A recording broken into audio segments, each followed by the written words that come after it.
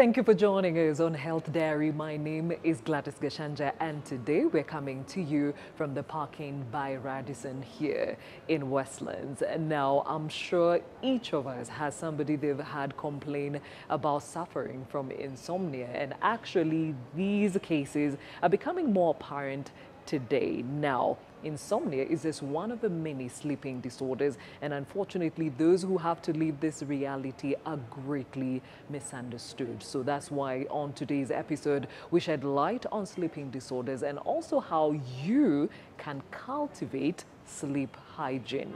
Starting off with this fact of the matter.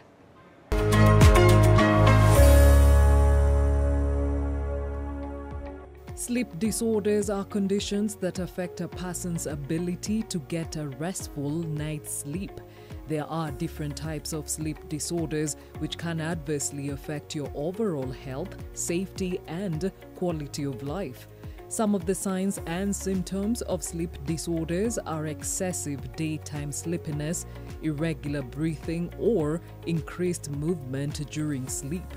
Though some disorders can be caused by biological changes, physical disease, or mental health disorders, some may result from poor sleeping habits. In this condition, we call it insomnia, whereby I was diagnosed back in high school, whereby at night I realized I'm not getting enough sleep. So you'd find that I'm getting some 3-4 hours a night. And that is when I realized there is a problem, and I decided to seek for help. The symptoms that I was experiencing, of which I do experience up to now, I was feeling anxiety. I was feeling anxious all the time. And also, when I sleep at night, or when I go to bed at night, I would wake up in the morning very tired. My eyes were always red, and I could feel irritated during the day. At work, I'm an accountant, so I deal with numbers. So you realize that it is a challenge, because when I'm doing some numbers, you find that concentration is a problem.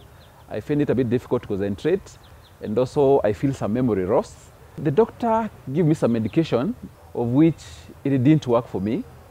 I could feel very tired after taking the medicine, even actually tired than I was before. So that's why I decided not to do the medicines again. So I decided to do natural way. So I no longer do medicines at all.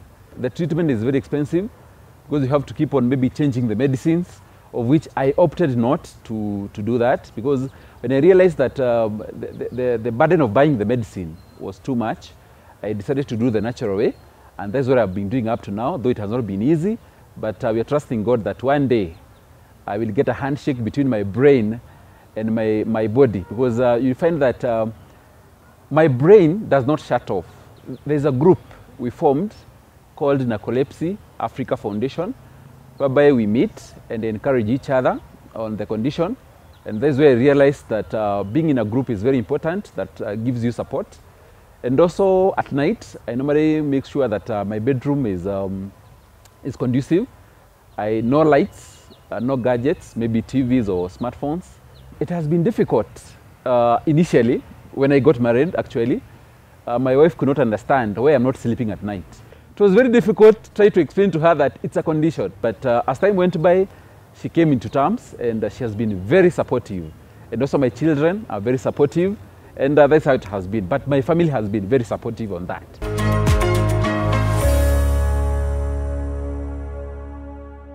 So let's learn more about sleeping disorders. To help us out with this, we have Dr. Dilraj Soki, who is a neurologist at the Aga Khan University Hospital, and of course Marianne Jaguna, who lives with narcolepsy. Thank you for your time. And Dr. Soki, we just said sleep disorders are conditions that result in changes in the way that you sleep.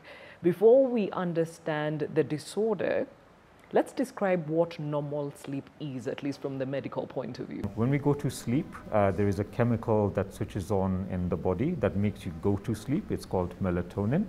And as you go to sleep, you then go through different cycles. Yeah? You go from shallow sleep, stage 1, 2, 3, 4, and then you go into REM sleep, which is called rapid eye movement sleep. And that's where the person is now dreaming.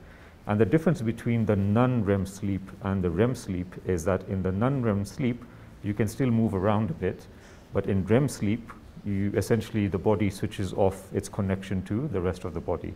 So you're paralyzed in a sense.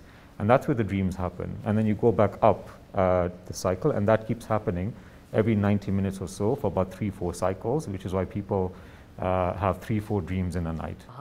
Okay, so it is always recommended to sleep 7 to 8 hours a night to ensure proper rest. What is the science behind that?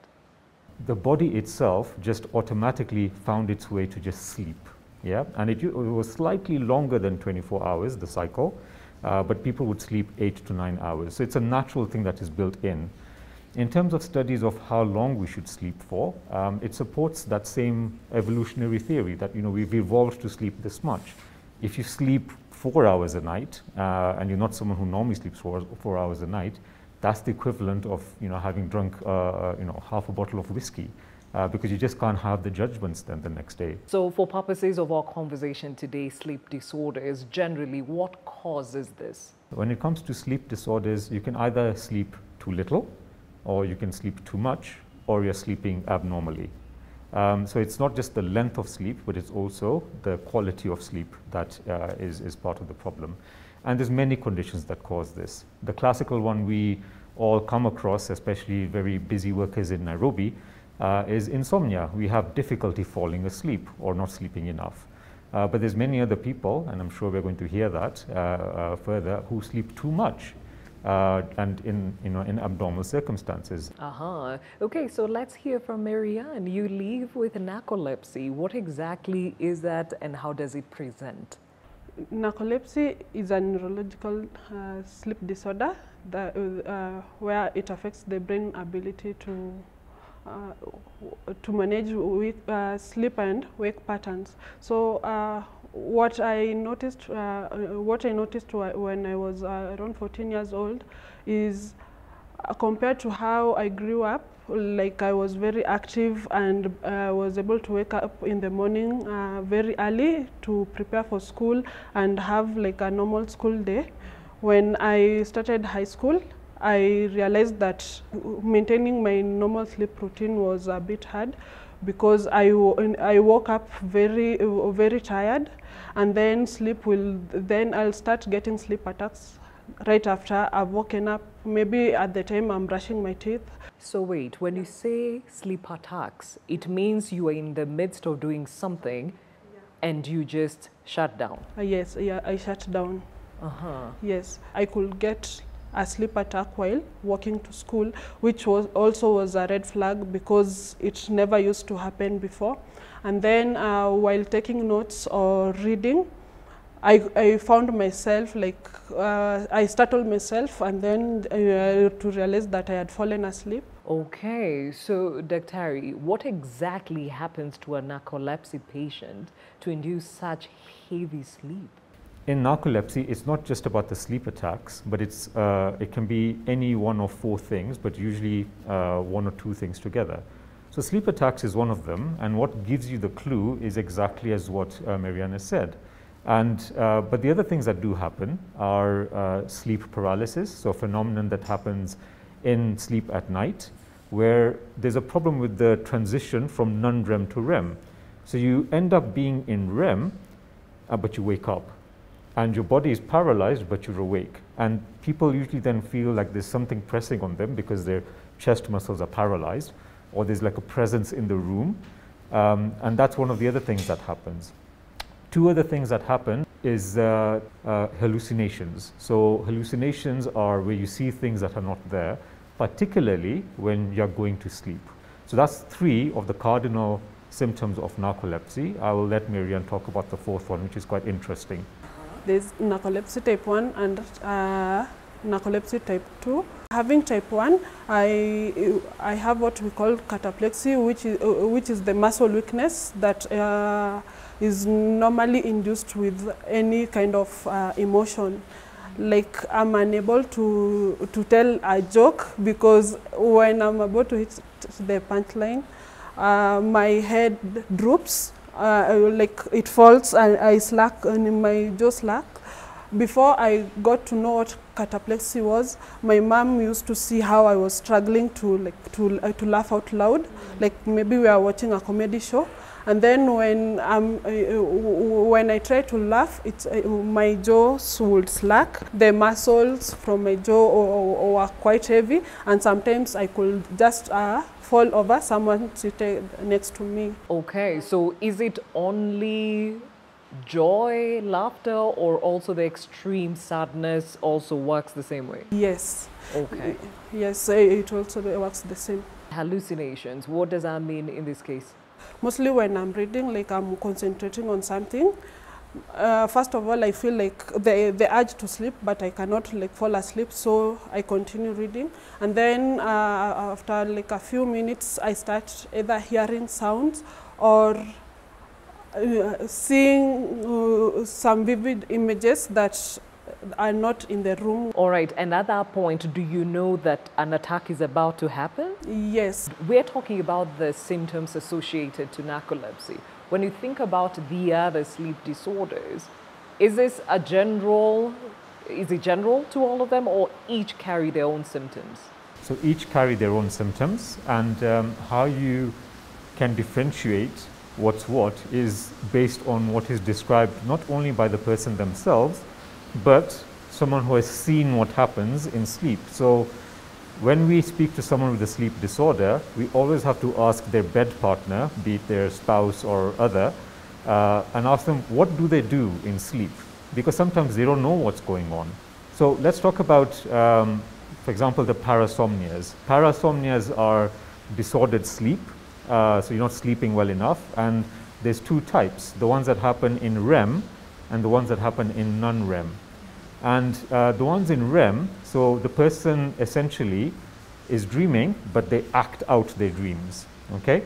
So for example, the classical report that we've heard in recent years in the medical literature, someone is admitted, a 46-year-old athlete is admitted to hospital with a fracture of his pelvis that happened in the night, and no one knew why. They fixed it and everything, and then they asked the wife much after, so what actually did happen, because over here it's just written that he fell from the bed. Why would a 46-year-old athlete fall from the bed?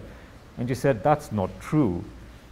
He just suddenly got out from his bed, and he was standing on the edge of the bed like this, like he was summoning guests to watch him, and he said, I'm going to do a cannonball. And he made himself into a cannonball and jumped into the swimming pool he was dreaming about, and landed on the floor and fractured his pelvis. The non-REM ones are not related to dreaming, but involve complex movements that you can do in your sleep. And which are some of these?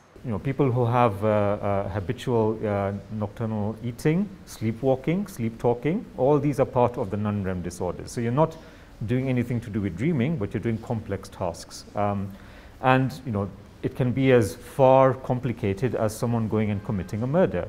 Okay, and even as we think about these sleep disorders, there are some risk factors that are actually associated to them. With narcolepsy, age and family history plays a huge role. Do you have anyone else in your family who has a sleeping disorder? No one has ever come out and spoken about it. And even before diagnosis, I had never heard of narcolepsy or even sleep disorders. And even still on some of these risk factors, is it obvious that perhaps somebody who has a sleeping disorder has a familial connection? It's not always the case, and as is the case with most other conditions, yes, there are some parts of that condition that are familial, so it runs in the family, and there's maybe a genetic component to them, but it's very rare. The majority of people, it's spontaneous. But what we do is not look for the exact same thing. We ask about anything else related to sleep disorders or sleep itself in the family, as simple as sleep talking or sleepwalking. And you may then find that actually the daughter sleepwalks or things like that. Now, when we come back, we'll talk about the different types of narcolepsy and, of course, how they affect your quality of life. And I'm sure Miriam has a lot to say about that. And, of course, more about sleeping disorders. We'll be right back.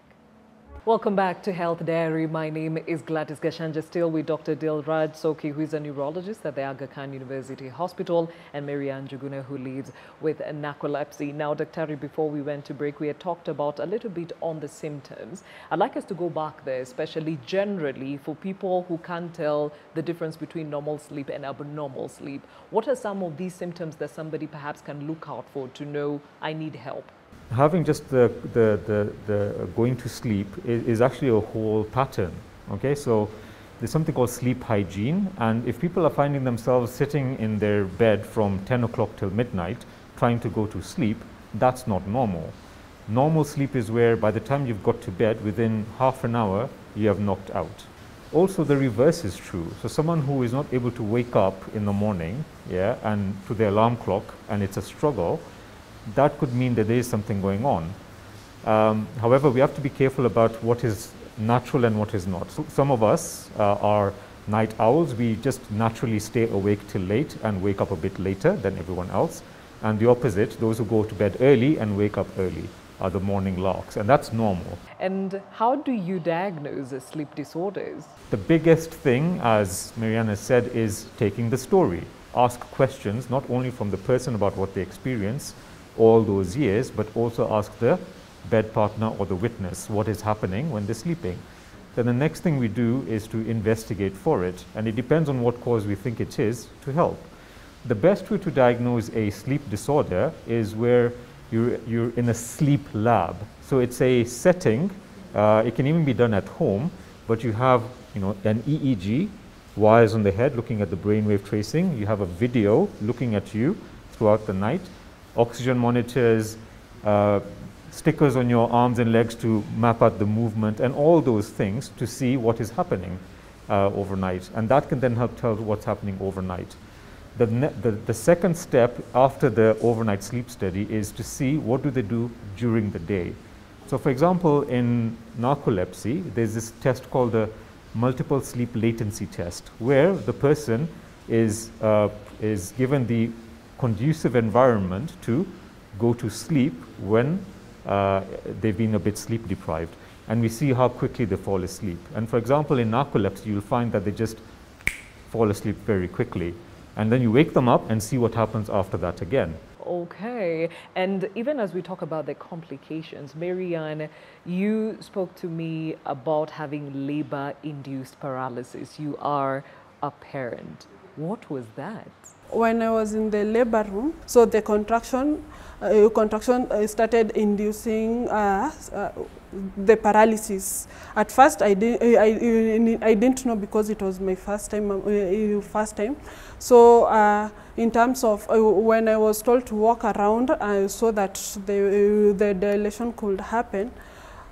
Every contraction made my knees weak, and also my hand grip was loose, so I was unable to touch anything. And as the contractions were more painful, it started becoming more severe until I was unable to move around, and I laid on the bed. Even when my phone was ringing, I was unable to move and sometimes to breathe. And we talked about the effects of, extreme emotion.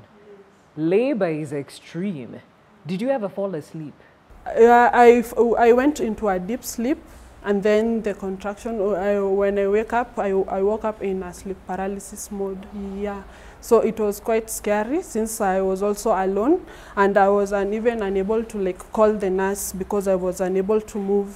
Dr. have you heard of this? This is unfortunately a true phenomenon as well, as is the case for women in any other neurological conditions. For example, if they have myasthenia, another condition that causes weakness, during pregnancy, labor, and also in early motherhood, it can change and people can become drastically weak. Is it because of the hormonal changes? Yes, a lot of it is hormonal, but is there also something else that's different beyond hormones is what is being looked at. Something like narcolepsy, for example, as with other neurological conditions that get exacerbated in pregnancy, labor, we normally would do a joint management with the obstetrician and have a plan ahead of time saying that, before this lady goes into labor or when she's admitted, she's seen optimized in terms of treatment so that nothing goes wrong at the time of delivery. Sleep attacks happen anywhere, anytime. What have you had to deal with or put in place to ensure your safety and that you're able to function like the next guy? First of all is checking scheduled naps, or like when I feel like my eyes are a bit dry or so, I just take the initiative to take a nap.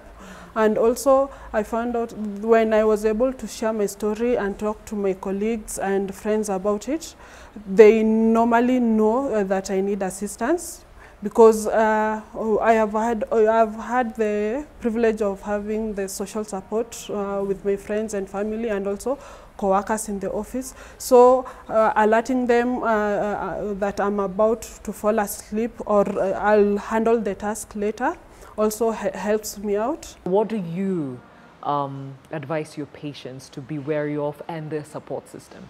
Family support, but also family education, and the patient being aware about their syndrome, what condition they have, is a very big part of what we do.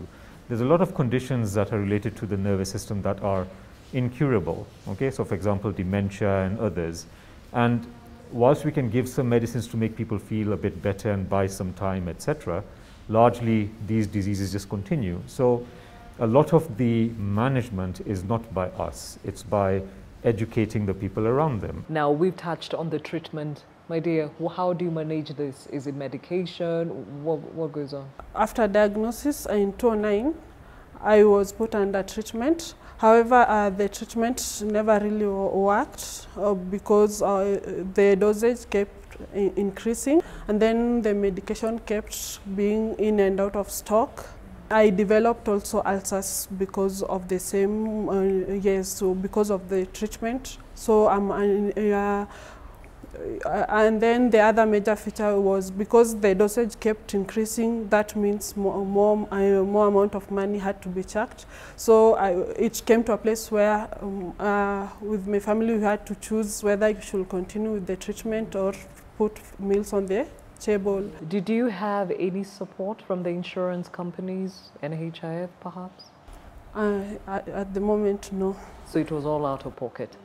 Doctor, are we saying that these insurance companies do not recognize sleep disorders? I think you've hit the nail on the head, Gladys, and that's why foundations such as the one you're running on rare diseases like narcolepsy are important from a patient advocacy group and support group, to say that these diseases that in the past were thought not to exist in these parts of the world do exist and are very disabling. And it is on society and the nation, the government, to look after these people. Tell me the impact of having a support system. It cushions the severity of now the stigma, because having someone to listen to you, and even for people who haven't come across a person with a sleep disorder, that person like seated next to you in a matatu, because I've had conductors speak ill and I could hear them. One time one of them said, "Madam, venye wewe mrembo, nani atakuoa na hiyo usingizi yote?" Because it's a particular vehicle that I used to go to board every morning, and so they had noticed. Yeah. So such ill talk, and you don't know what someone is going through. It's not good. So Dr. Soki, we've talked about sleep hygiene, and in a day where we're seeing more people complaining of insomnia, what would you advise as the best way to cultivate good sleep hygiene? So sleep hygiene is what you do to prepare your body to go to sleep. So you come back from work, or you put the kids to, giving them the dinner and stuff, have your meal early, okay? Don't eat beyond 8 o'clock or 9 o'clock, at least definitely not 3 hours before your intended time to sleep. Do not drink caffeine or other energizing drinks beyond 5 o'clock. No alcohol at night. If you are going to take it early in the evening. A glass of wine, yes, that's fantastic, but take it not at the end, but more towards the beginning when you're having your dinner. You need to relax your body, have your hot shower now, okay? Leave your phone in the lounge, switch off the TV, go to the bedroom, make sure the lights are dim, in a nice warm bed, and if you're going to do anything, maybe you could read a book, okay? But otherwise, if you're going to be in the bed for a bit longer than that, do nothing else. And that should get your body ready for sleep. All right, very well said. Sleep hygiene, very critical here, even as we talk about sleep disorders. Now, Dr. Dilraj Soki, neurologist from the Aga Khan University Hospital, and Marianne Juguna, who lives with narcolepsy, thank you for helping us create awareness around sleep disorders. Time now for a health tip.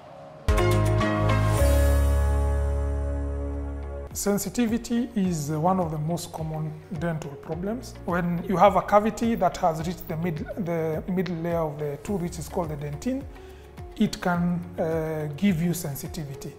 It can also be caused by gum recession. That means the gum is running away from the tooth, exposing the root of the tooth.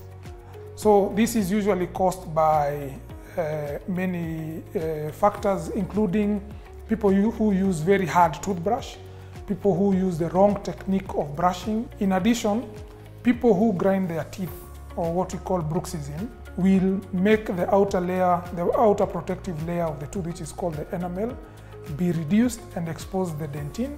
And therefore, it is important to visit your dentist so that they can do a proper diagnosis, and from the diagnosis, they can be able to give the proper treatment. So a great challenge for us to cultivate sleep hygiene by how we ensure we prepare ourselves for sleep, and also to really understand those who have to live the reality of sleep disorders. My name is Gladys Gashanja. Today we've been coming to you from the Park Inn by Radisson here in Westlands. Until next time, see you.